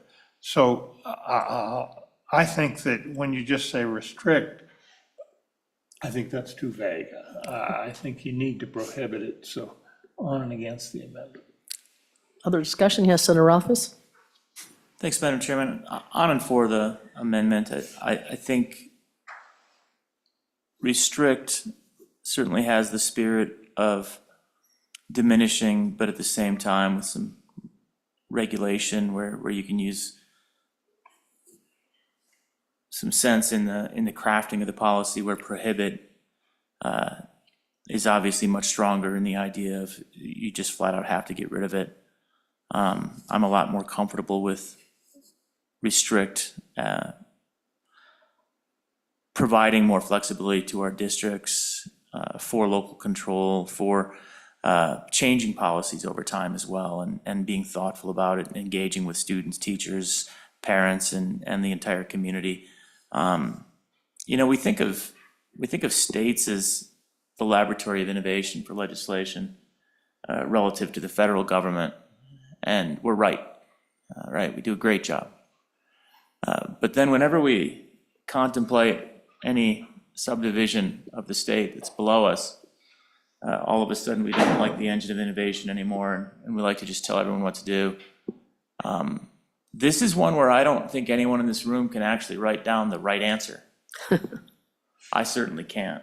And I have 4 kids. 2 of them are in college. They went through a lot of high school with cell phones, probably too much cell phones, so I get this. But even after all of that, I couldn't tell you what the right policy is. I can tell you things that I would like, and then Senator Olson here would disagree. He would have things he likes for his kids, and Senator Brennan would have different things that she likes for her kids, and that doesn't make any of us wrong. I really don't want the heavy hand of state government to come down and overly prohibit or manipulate what we see. So softening this to restrict gives me more confidence. I still honestly don't know yet where I am on this bill, because I don't know if we're at a point where we've given enough time to the districts to sort this problem out to give us a great solution, Madam Chairman. But I think at least this amendment's a good start. Other discussion on the amendment? I think I can go either way on the wording. I'm sitting here thinking about it, thinking I kind of like restrict, but then again, I see Senator Scott's, prohibiting maybe a little stronger. So I may vote against it, but I can live with either. So let's go ahead and take a vote on the amendment. All those in favor of adding restrict instead of prohibit, please say aye. Aye. Opposed, say no. No. All right, that is passed. Any other amendments? Yes, Madam Chairman. go ahead. Yes, I do. This one's slightly less controversial. Would be on page 3, under section 2, line 8, strike July 1st, 2025, and replace with September 1st, 2025. The school boards are bound to the Wyoming Administrative Procedures Act, and they do have to, I don't remember off the top of my head how many days of notice they have to provide, but it is significant notice that they have to provide for public comment period. So I do think that moving that date, although it's outside of our normal practice of the fiscal year start of July 1, I think it's appropriate for this bill. Discussion on that amendment? Madam Chairman? Yes, go ahead. It is just discussion. I don't think we need to change page 3, line 15, but I did think it was worth discussing, because obviously we've got this split effective date, so the above act would go into effect on July 1st, 2025, but we wouldn't have the policies in place. As I think it through, I think we're okay with that, but I'm just throwing it out there for consideration. Does anyone have any concerns about that? Senator Olson? Senator Olson? Line 15? I don't think so, because you need, it's the chicken egg. You need the act in place for the district to respond and implement a policy. So I think having that split date of July 1 versus September 1 actually does work here. Okay. All right. Any other discussion on the amendment to change the date from July 1st, 2025 to September 1st, 2025? Okay, all those in favor of that amendment, please say aye. Aye. Aye. Any opposed? No? Okay, 1. That amendment is passed. Any other amendments? All right, let's go ahead and take roll then, Ashley. Madam Chairman, on Senate File 21, ban on cell phone use in schools, do pass as amended. Senator Brennan? Aye. Senator Olson? Aye. Senator Rothfuss? No. Senator Scott? Aye. Chairwoman Schuler? Aye. 4 aye, 1 no. Okay, that bill is passed. I guess I'll bring it on the floor, won't I? All right, we've got 20 minutes. What do you think, Senator Brennan? Can you knock your bill out in 20 minutes, or should we give a start on it and maybe not take action if we don't get done, or what do you think? Maybe we can start on it, take a little bit of testimony and finish Okay. it up. Sure. And Madam Chairman. Go ahead, Senator Scott. Testimonies from out of town. That's what I was just gonna say. Hear that. Okay, sure, sure, that would be great. Well, we'll go ahead then and take a look at this last bill. And I don't have it in front of me, so hang on, here we go. Senate File 73, Charter School Funding Amendments. Senator Brennan, go ahead. Thank you, Chairwoman. So we have this Senate File 73 Charter School Funding Amendments. When the charter school legislation was passed a couple of years ago, this is something that was compromised with in order to get the bill across. But what it has done then is left the charter schools without some of the certain funding. So what we aim to do is bring back a couple parts of the funding, and you can read the language there on page 2, which refers to a lot of attachments and amendments that are in statute law. So I'll just kind of briefly explain what we're doing here. Is that what the charter schools are not getting right now in their funding is the central office staff administration and central office staff secretary and clerical administration they're not getting for the students that are being calculated into the district. So if you'll remember, any student within the charter schools are calculated as part of the ADM for the school districts. The other part that they are not getting is a central office non-personnel expense, which is like supplies, materials, also covers toilet paper, cleaning supplies, that sort of thing. The charter schools are not getting that. So the handout that you have describes those two things, and then it shows what the charter schools, that proportion is what they would be. We're taking a proportional amount of the ADM in this bill that would go then to the charter schools for that central admin piece, and then the non-personnel. And so we provided a chart too, so you can see what that is. And that is basically what the bill does.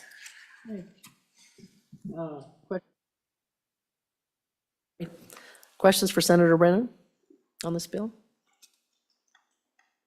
I just have one, Senator. Just as a little background, why were these costs not, the first time around when we passed the first charter legislation, why were they not included? Do you have any idea on that? Thank you, Mrs. Chairwoman. It was intended to be, but it was part of a compromise to get the bill through in both houses. I see, okay. Senator Olson? Yeah, Madam Chairman, just to provide some more light on that as well. Some of the charter schools that were anticipated with the original legislation have and do have what's called education service providers that provide back office things for them. So for those charter schools, it appeared to not be as big of an issue to not have central office assistance. But there are, in the end, there are charter schools that do not have education service providers that were created by that legislation that are significantly impacted. So I think during the compromise, it didn't seem like it was going to be so significant of a deal, but it turns out it really has hampered charter schools. Okay, thanks for that history, appreciate it. Yes, go ahead, Senator Rothfuss.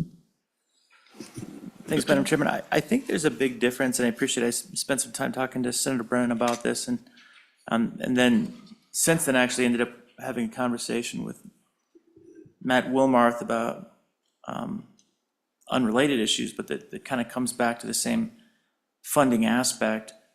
And there's a significant difference between the statewide authorized that have these external providers for their administration and are, I'll call them old school charter schools like the two that Albany County has, Snowy Range and Laramie Montessori.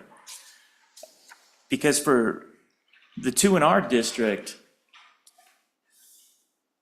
the school district central office still does have administrative authority in many ways and serves those two schools. There's no third party that provides it.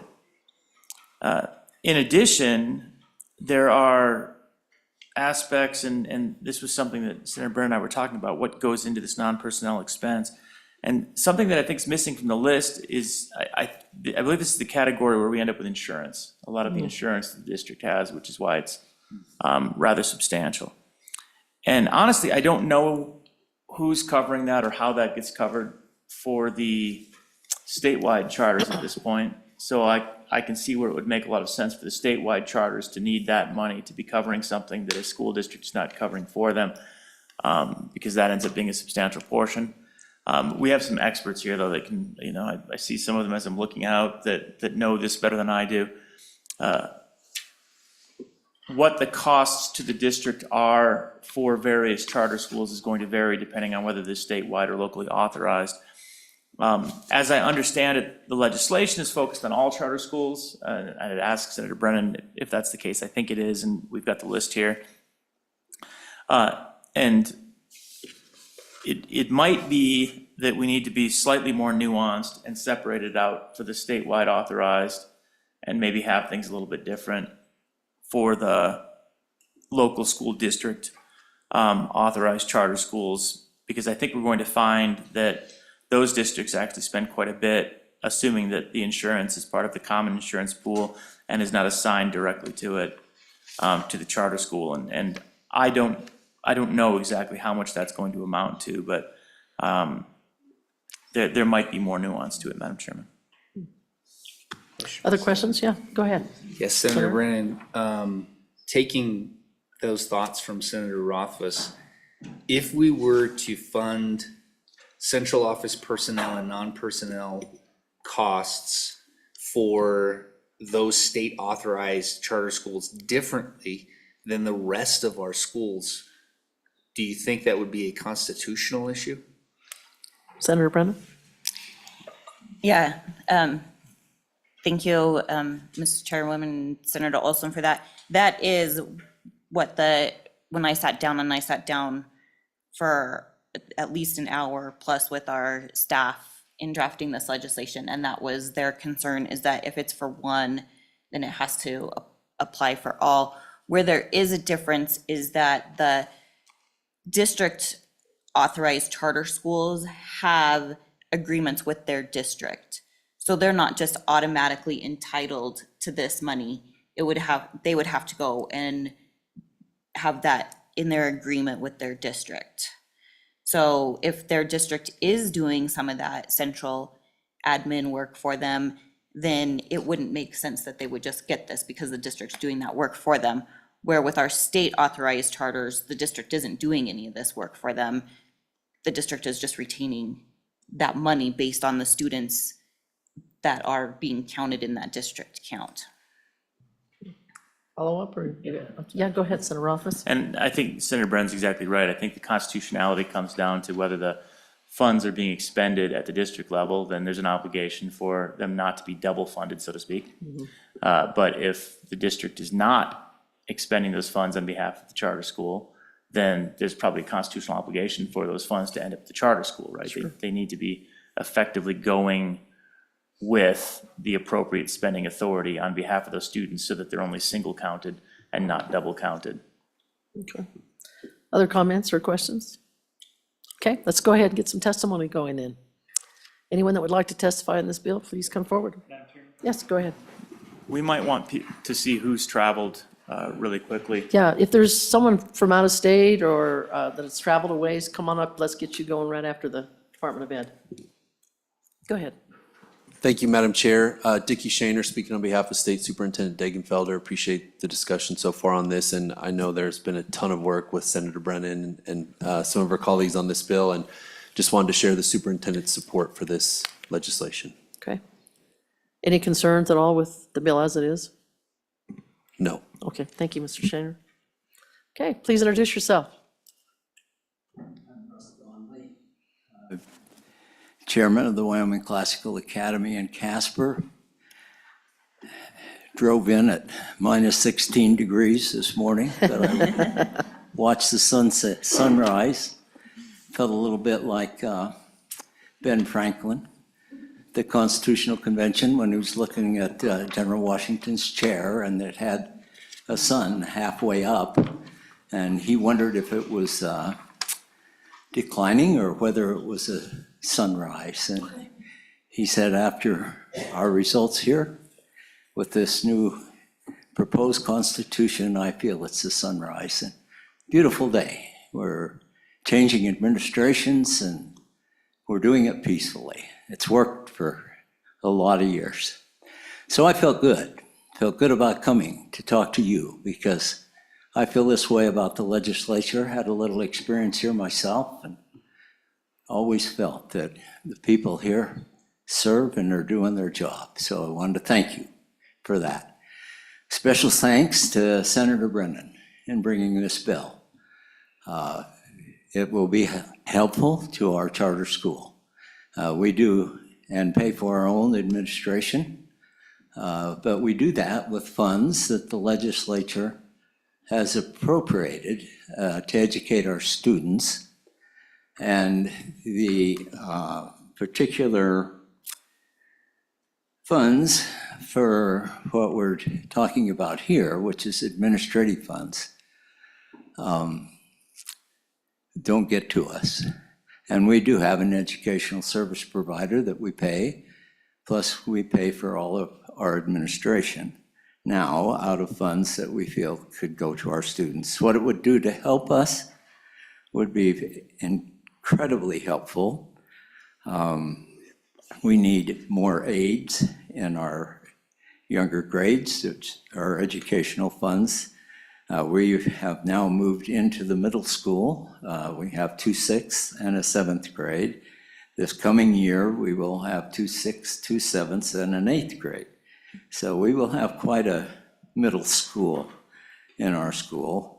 And we need some things right now that are difficult to afford.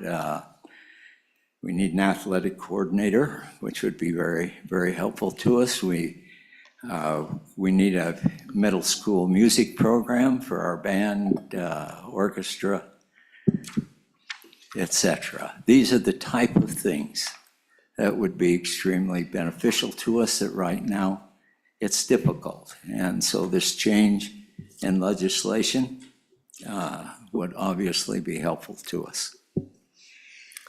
Questions for Mr. Donnelly? Yes, Senator Scott. Understanding correctly,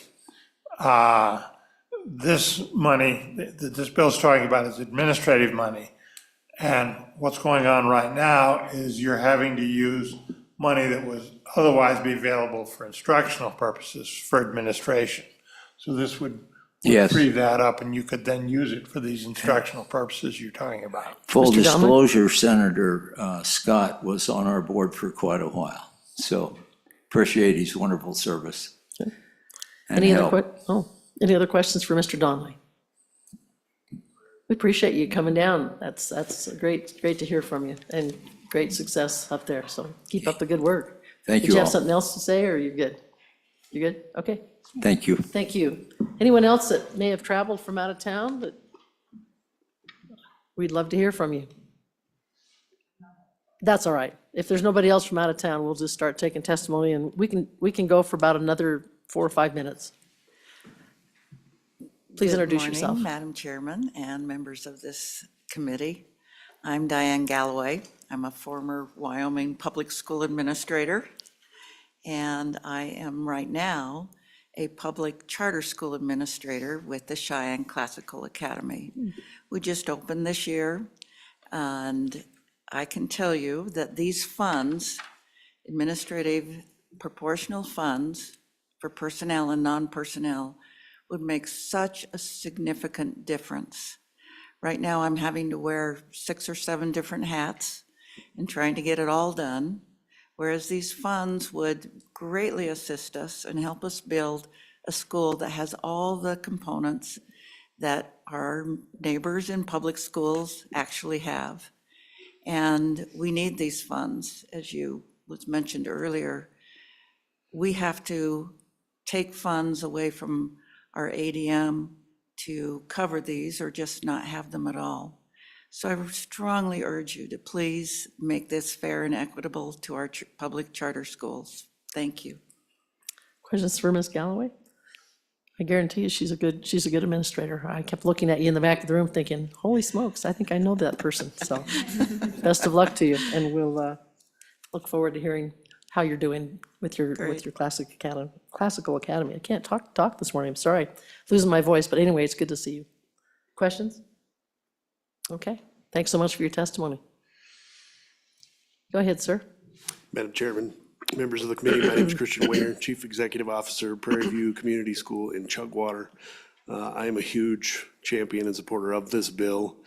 Our school has seen an 82% increase in enrollment since when we first started last year to where we currently stand right now.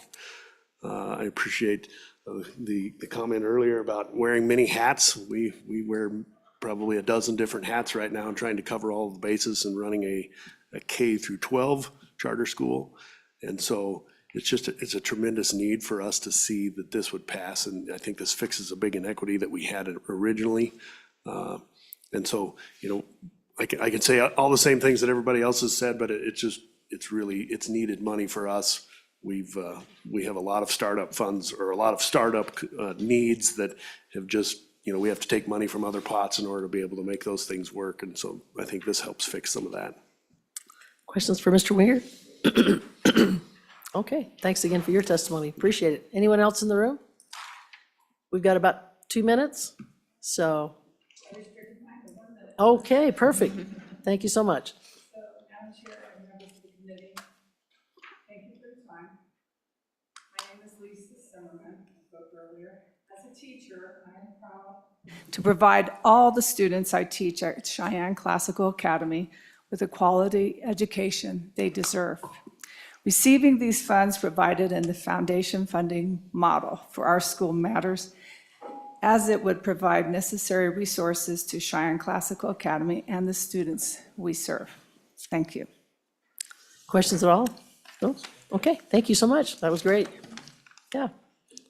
Go ahead and introduce yourself, either one of you, it doesn't matter which one. We're coming down the home stretch, so.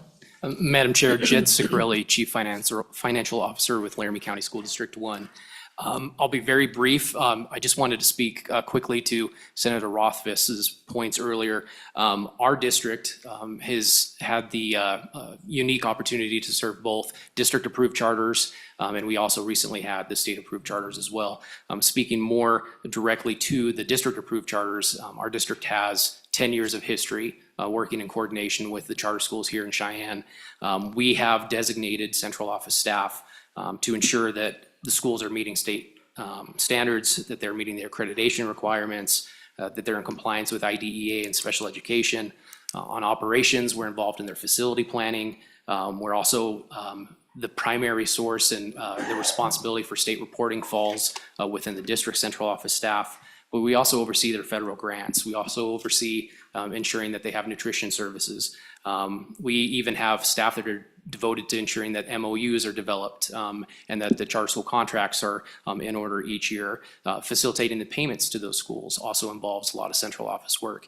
I would be remiss not to mention that we are aware that there is a 3% authorizer fee that was authorized by statute a number of years ago or 2 years ago. Our district has opted not to invoke that 3% administrative fee on our district-approved charters, knowing that the central office allocation was covering those costs that the district incurs to operate those district-approved charters. So with this change, we've done some back-of-the-envelope math and believe that that 3% charge would not cover the services that we are providing to support our district-approved charters. So really that results in two things.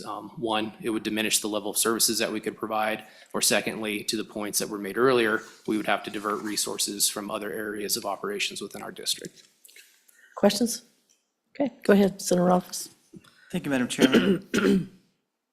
Do you think that, so the bill allows for negotiation, there's an agreement in place, certainly between the charter schools that you're referring to and the district. And I don't think this bill preempts those agreements which are in place. So the question is, does this bill actually cause you problems? Because I absolutely share the concerns that you raise, right? Where there are circumstances where the district is providing services, the district needs the appropriate compensation.